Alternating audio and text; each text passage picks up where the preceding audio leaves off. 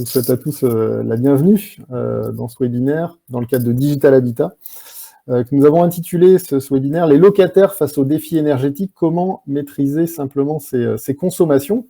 Alors, pour vous apporter les clés sur le sujet et puis partager des solutions, des retours d'expérience concrets, on est en compagnie ce matin d'Étienne Bognaud de Fleurac, responsable commercial de la société Oga. Bonjour Étienne.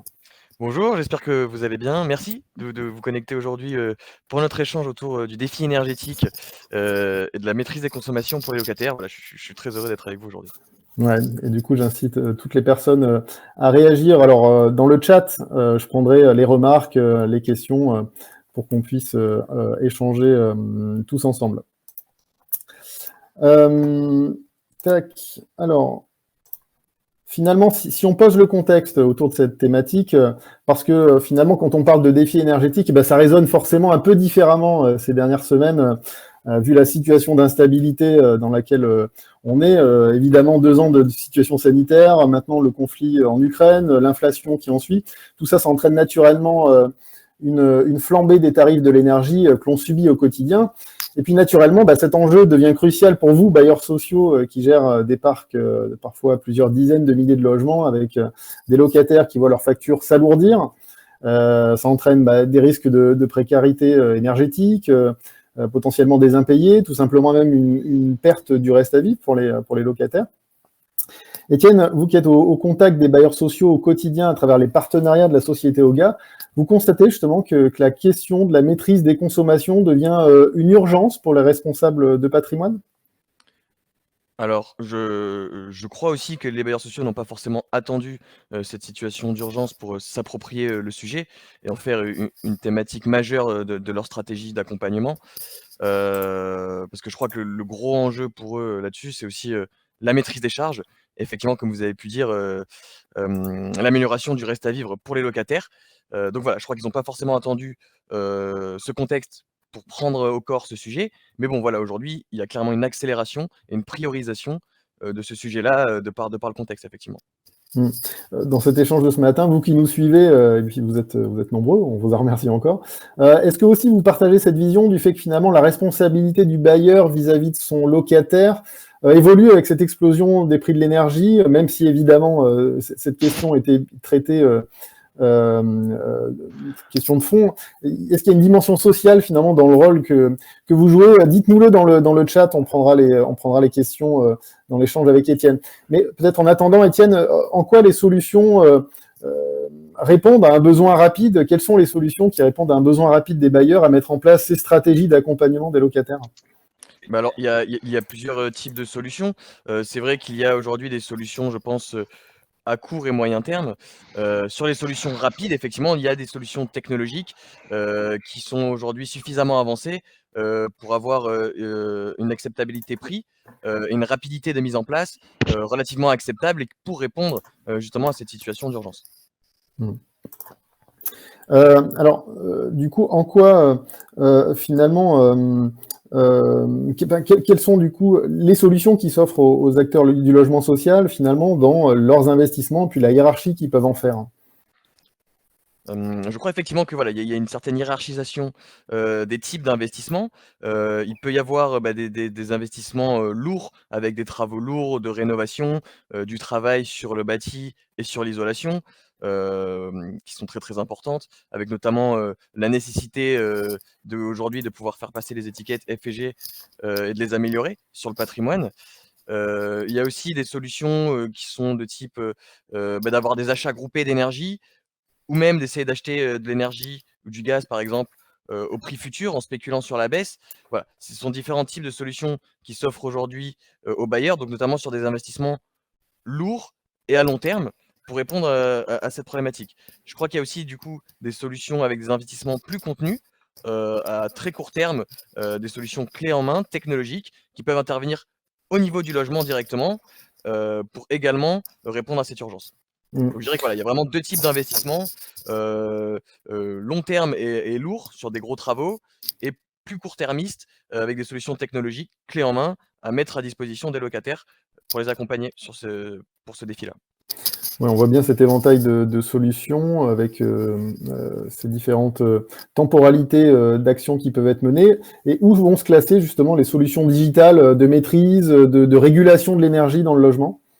Alors, les solutions justement digitales, aujourd'hui, se classent plus dans les investissements, contenus à court moyen terme, qui peut être une réponse immédiate aux problématiques des bailleurs. Voilà, c'est plus dans cette catégorie-là. Mm.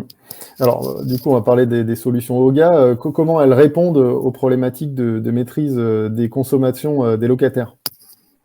Bah, du coup, effectivement, nous, on a des solutions qui peuvent permettre d'accompagner les locataires, au travers notamment d'un suivi énergétique pour eux, mais également d'être dans un accompagnement automatisé de leur consommation. C'est-à-dire d'avoir une régulation, de leur consommation d'énergie et notamment de chauffage qui s'autorégule en fonction de leurs habitudes. Mhm. Alors, je vais simplement, hop, partager. Tac. Voilà, donc pour illustrer un petit peu, donc pour parler un petit peu plus spécifiquement de ce qu'on fait nous, Oga, on a effectivement une solution produit, qu'on conçoit, en France, qui est donc, un module intelligent qui se passe directement dans les tableaux électriques, qui remplit donc plusieurs fonctions. Déjà, la fonction de comptage, être capable de pouvoir mettre à disposition des occupants en temps réel leurs données de consommation, en fonction également des postes de consommation différenciés dans le logement, et d'avoir des historiques et des prédictions de ces consommations, voire même des comparaisons par rapport à des mois de référence. Le produit, il est également passerelle domotique, ce qui fait qu'il peut agréger plusieurs services au niveau du logement, mais aussi et surtout, il est thermostat connecté, auto-programmable, c'est-à-dire qu'il va être capable de venir autogérer la consommation de chauffage en fonction des habitudes de vie des occupants et de leur entrée et sortie dans le logement et de leur plage de sommeil. Et donc, sans action demandée à l'occupant, ça va automatiser les réduits de température pendant les heures d'absence et pendant les heures de sommeil des occupants. Et donc, les résultats qu'on peut obtenir?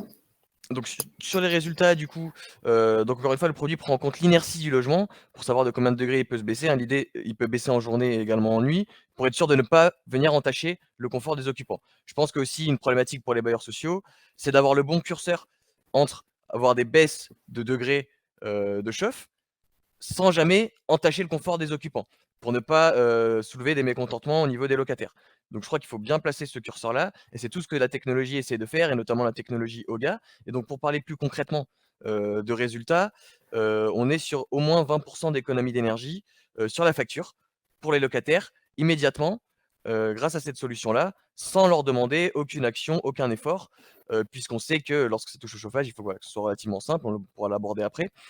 Donc nous, pour savoir bien quantifier ces économies d'énergie-là, parce qu'on a aussi compris au contact des bailleurs que c'était très important pour eux, de savoir quantifier les économies d'énergie permises, par, diverses solutions. Donc on a fait une étude avec un bureau d'études qui s'appelle Astrius, pour un bailleur qui s'appelle Est Métropole Habitat, où sur un périmètre donné, d'expérimentation de la solution, on a pu faire un avant-après et des comparaisons avec des logements installés et non installés. Et ce bureau d'études, lui, nous avait donné sur le périmètre, un chiffre qui allait au-delà des 36 d'économie d'énergie. Chiffre qu'on ne se permet pas trop aujourd'hui de marketer chez OGA parce que ça dépend évidemment de beaucoup de choses, notamment de la qualité du bâti comme on a pu l'évoquer, de la qualité de l'isolation, de la qualité de la chaudière. Mais on est sur, au moins 20 puisqu'on va venir baisser de environ 3,5 la température en journée et 1,5 à 2 la nuit, ce qui fait vraiment des baisses sensibles sur la consommation et sur les factures. Mm. Et finalement, au-delà de ces chiffres, quels sont les retours d'expérience que vous pouvez nous partager avec le déploiement des solutions chez les bailleurs que vous accompagnez? Mmh. Alors effectivement, nous, on a vraiment travaillé en co-construction avec les bailleurs sociaux et on a vraiment décidé de partir de l'usage. Donc nous, on se rend compte aujourd'hui en termes d'usage que la solution, vu qu'elle est, autosuffisante finalement et automatique, est utilisée, par les locataires qui arrivent à faire utiliser la solution et on a quasiment 100 d'utilisation sur la solution, ce qui est très important. On voulait aussi évoquer avec vous, 2 cas d'usage, où on a une instrumentation complète, avec nos solutions. Donc, pour Immobilière, Rhône-Alpes, qui est un de nos partenaires majeurs, la résidence de Mézieux, qui est en chauffage collectif, où on instrumente 50 solutions de 50 logements pardon, de nos solutions EcoTouch et où on instrumente aussi la chaufferie collective et plus largement, les communs. Donc on vient aussi, faire une gestion énergétique et du comptage au niveau des bâtiments et du suivi d'équipements techniques tels que VMC, colonnes de désenfumage, et cetera. Et sur les résidences Evelyne Essonne? Sur les résidences Villiers-Essonnes, qui est aussi un partenaire majeur pour OGA, on voulait vous parler de la résidence Villiers-Saint-Frédéric, qui est aussi en chauffage collectif avec une 50aine de logements, où de la même manière, on est venu instrumenter l'intérieur des logements avec notre solution EcoTouch pour aider les locataires à suivre, à maîtriser leur consommation et à maîtriser leur charge et leur facture énergétique. Mais on est aussi venu instrumenter la chaufferie collective pour pouvoir permettre une remontée de data pour le bailleur et un accès à une plateforme qui va lui permettre de suivre la performance de sa chaufferie par rapport à ce qui est prévu avec l'exploitant, qui va lui permettre d'avoir des bilans chaufferie, mais aussi de la remontée de données quant à la performance de ses équipements techniques, tels que les colonnes de désenfumage, les skydomes, etc. Et également des données au niveau du logement, avec les moyennes de consommation de chauffage, les températures et l'humidité dans les logements. Sur ce projet-là, on est aussi avec un partenaire qui s'appelle Coquelicot, qui lui, grâce aux données qu'on peut lui faire remonter de nos captations de température et d'humidité, va faire un travail d'individualisation des frais de chauffage, ce qui, je crois, est aujourd'hui aussi un sujet majeur chez les bailleurs. Je reviens au thème de ce webinaire qui fait référence à la simplicité dans la maîtrise des consommations. Alors, on sait que c'est une attente toujours très forte qui est exprimée par les bailleurs sociaux quand ils font le choix d'une solution qui doit leur permettre vraiment d'accompagner leurs locataires. Que veut dire pour vous, Étienne, chez OGA, la notion de simplicité, comment vous l'abordez? Alors, nous, la notion de simplicité, c'est vraiment notre leitmotiv chez OGA. Pourquoi? Parce que, encore une fois, on a vraiment co-construit notre offre avec des bailleurs sociaux. On est parti vraiment de cas d'usage pour eux. Et on a très vite compris au contact des bailleurs et des populations, des locataires, qu'il fallait que dès qu'on touche au chauffage, avoir une simplicité extrême, notamment pour aller éviter tout ce qui est mécontentement des occupants. Et donc, comment ça se matérialise, cette simplicité? Là, du coup, sur la slide, vous voyez très concrètement comment la solution prend place dans un logement, où vous avez du coup le module qui est dans le tableau électrique. Et donc, nous, on a voulu avoir une philosophie d'entrée-sortie qui n'est pas excluante pour les personnes en rupture numérique ou qui n'est pas excluante pour les personnes en très grande précarité sociale ou peut-être aussi les personnes âgées. Enfin voilà, qui peut parler à tout le spectre de la population qu'il peut y avoir au sein des logements sociaux. Et donc, toute l'idée, c'est d'avoir un bouton d'entrée-sortie qui est mis à l'entrée du logement. Et on demande à l'occupant simplement un simple geste qui indique lorsqu'il sort du logement et lorsqu'il rentre dans le logement. Avec un appui sur le bouton qui indique la sortie, ça entraîne un scénario qui va venir couper les circuits d'éclairage et indiquer qu'on sort du logement. Et à l'inverse, quand on rentre, on appuie sur le bouton « Je rentre », ça rallume les circuits d'éclairage et donc ça envoie les informations au cerveau de notre système qui, de cette manière, comprend les habitudes de vie. Mais pour revenir à la simplicité, ici, l'occupant, il a juste un simple geste à faire sur un bouton poussoir lorsqu'il rentre et lorsqu'il sort de son logement. C'est tout ce qu'on va lui demander. Et donc nous, on se rend bien compte aujourd'hui, les habitants, ils arrivent à faire ce simple geste. Et surtout, ils centralisent bien que c'est ils matérialisent bien que c'est une centralisation de leurs équipements grâce à la coupure d'éclairage. Et donc nous, avec des retours terrain très concrets, on se rend compte que tout le monde aujourd'hui, tous les locataires chez les bailleurs, arrivent à indiquer leur sortie en appuyant sur un bouton. Ils n'ont pas besoin ici d'avoir une connexion Internet, d'avoir un smartphone ou d'avoir des appétences particulières pour les technologies pour pouvoir utiliser cette solution. Donc toujours pour rester dans la simplicité, on a voulu aussi avoir une commande de thermostat très très simple avec un bouton plus-moins et un écran d'affichage pour qu'également ça puisse parler à tout type d'utilisateurs et en incluant les personnes âgées. Du coup, je vous incite, vous êtes nombreux à nous suivre et on vous en remercie ce matin. Je vous incite à réagir dans le chat, nous poser vos questions, vos remarques pour que on puisse échanger avec Étienne peut-être à la fin de nos échanges. Je reviens sur le contexte un peu plus global. Finalement, on est à un moment où les pouvoirs publics conseillent, on l'a vu il y a quelques semaines, à chacun de baisser d'1 degré son chauffage. L'ADEME indique que la bonne température dans le logement, c'est 19 degrés. Mais on constate bien que ces habitudes sont difficilement audibles pour certains locataires. Du coup, Étienne, comment les bailleurs abordent avec eux ces questions qui ont des conséquences directes sur leurs factures, mais qui ne sont pas évidentes à aborder? C'est vrai qu'il y a une grosse question d'accompagnement des locataires dans les bonnes pratiques. Et donc, c'est vrai que nous, déjà au niveau de la simplicité, on a voulu avoir une simplicité d'usage. J'ai oublié de parler aussi de la simplicité d'installation dans les logements, puisque voilà, ça va très très vite et ça prend une demi-heure, il n'y a pas besoin de tirer des câbles ou faire de la programmation. Et donc effectivement, les bailleurs ont aujourd'hui besoin aussi de rendre acteurs les locataires qui le souhaitent, mais ça ne doit pas toujours être au travers de solutions forcément numériques, puisque on sait que certains utilisateurs sont en rupture numérique. Et donc, dans l'accompagnement chez Oga, on a voulu largement les accompagner au travers justement des bonnes pratiques et d'éco-gestes qui leur sont poussés en fonction de leur consommation et du comportement énergétique qu'ils ont dans leur logement. Pourquoi pas essayer de les accompagner sur l'identification de bonnes actions et de leviers pour avoir un meilleur usage de l'énergie dans leur logement finalement. Ouais, parce que finalement, l'accompagnement au bon geste, ça fait vraiment partie de l'ADN d'Oga depuis le lancement de l'entreprise. Comment vous les intégrez justement à votre technologie, ces services-là? C'est ça. Donc, premièrement, pour ceux qui sont en rupture numérique, on va éditer des fiches papier qui vont retracer leur consommation, donc en fonction des Je les affiche. divers. Voilà la fiche exactement. Donc, qui reprend leur consommation du mois, la comparaison par rapport au mois précédent ou un mois référence, et par poste de consommation, leur consommation, et par rapport à ça, les éco-gestes qui leur sont poussés. Tout l'idée ici, c'est de ne pas exclure les personnes âgées ou les personnes en rupture numérique. Et donc là, ces fiches sont transmises par le bailleur directement en porte-à-porte ou dans leur boîte aux lettres. Pour ceux qui vont être un peu plus connectés, qui vont posséder à minima un smartphone, ils peuvent utiliser la solution Sandbox Internet localement, grâce à en connexion directe avec notre module, et avoir l'application de suivi de leur consommation. Et ici, ils vont également retrouver des éco-gestes et les bonnes pratiques pour les accompagner dans leur logement. Cependant, on sait aussi que certains qui ont quand même qui ont un smartphone ne vont pas forcément faire l'effort de télécharger une application et d'aller suivre les consommations dessus. Et donc, pour ces personnes-là, on a aussi pensé à envoyer ces fiches de consommation directement sur leur boîte mail. Et donc, ceux qui sont connectés et qui vont faire le choix d'aller sur l'application et être volontaires pour le faire, ils vont retrouver sur l'application toutes leurs données de consommation et également les éco-gestes et les bonnes pratiques liées à leur consommation. Alors, du coup, dans ces domaines-là, quelles sont les expérimentations qui sont en cours côté Oga, et puis quels sont les retours que vous avez de vos partenaires?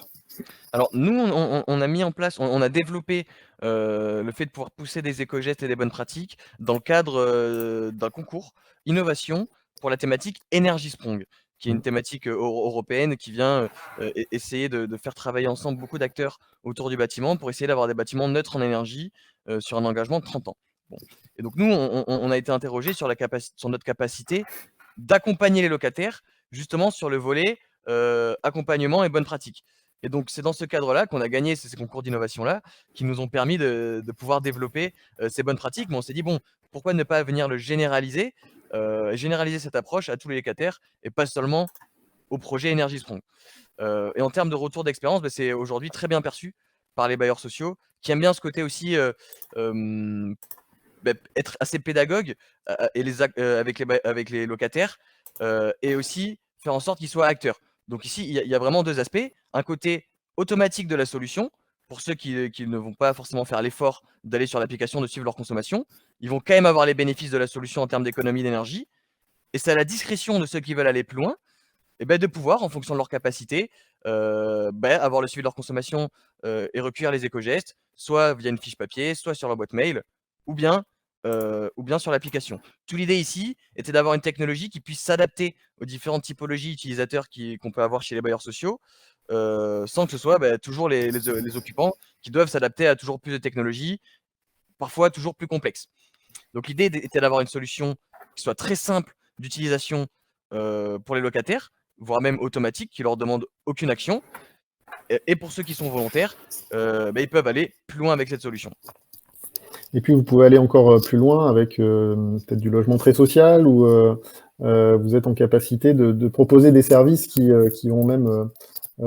sont assez poussés justement pour l'accompagnement de ces locataires. C'est ça. Donc pour les logements très sociaux ou ce qu'on appelle les logements accompagnés, on a effectivement adapté notre offre à ces logements-là pour être encore plus dans l'accompagnement sur ces populations-là.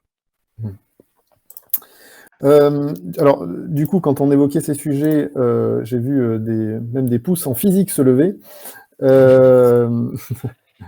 Et je vous remercie. Alors, à ce stade, on n'a pas de questions sur le chat. On a encore un petit peu de temps. Je vous propose, du coup, de nous poser vos questions. Pourquoi pas même de les poser directement à l'oral, vu qu'on a vu que c'est aussi l'exercice. Il y a Paul qui peut-être veut apporter un élément. Bonjour, Paul Sachot, S Métropole Habitat. Bonjour Paul. J'ai fait partie d'une des équipes des jurys qui ont évalué les projets Énergie-Sprong, c'est pour ça que je faisais comme ça. Donc moi je suis en charge de toute la partie innovation, bailleur social, 17 000 logements sur l'Est lyonnais. Et ce qu'on constate, certes, on a des locataires qui veulent être plus consommateurs, mais qu'on soit acteurs, mais ça reste une tranche de population assez faible. Le vrai sujet pour nous, c'est comment arriver à faire baisser drastiquement les consommations, enfin les factures d'énergie pour nos locataires, sans qu'ils aient forcément quelque chose à faire. Exactement. Et c'est pour ça que je mettais dans le chat le terme low tech. Low tech, c'est-à-dire que c'est sympa de faire des interfaces utilisateurs. Moi, j'en ai une chez moi, je l'ai installée, ça m'a éclaté pendant un mois, puis depuis, je l'ouvre plus du tout. Donc je me dis, si moi-même, je l'ouvre pas plus, je me mets à la place de mes locataires, qui pour certains, malheureusement, sont à milieu de ça. Donc l'enjeu, il est vraiment ça. C'est effectivement, je trouve que le bouton poussoir, quand je sors du logement et je coupe toutes les prises et tous les éléments qui consomment de l'électricité qui sont pas nécessaires, hein. On garde le frigo et peut-être éventuellement l'horloge, mais sinon le reste on l'éteint. Ça, voilà, ça fait partie des éléments que je trouve intéressants. Juste avant vous, il y avait une autre société qui s'appelle Elax, qui propose un système. Je me dis peut-être que demain il y a peut-être un truc avec Oga et Elax à faire. Ils mettent un petit boîtier pour réduire les consommations d'énergie sur les cumulus. Je pense qu'il y a peut-être des trucs à matcher, parce que cumuler entre du Elax, du Oga, je vois sur la facture de nos locataires, on peut véritablement faire descendre la facture énergétique. Alors, tout à fait. Déjà, vous avez une réflexion très intéressante et c'est intéressant pour nous d'avoir vos retours concrets du contact que vous avez aussi avec vos locataires.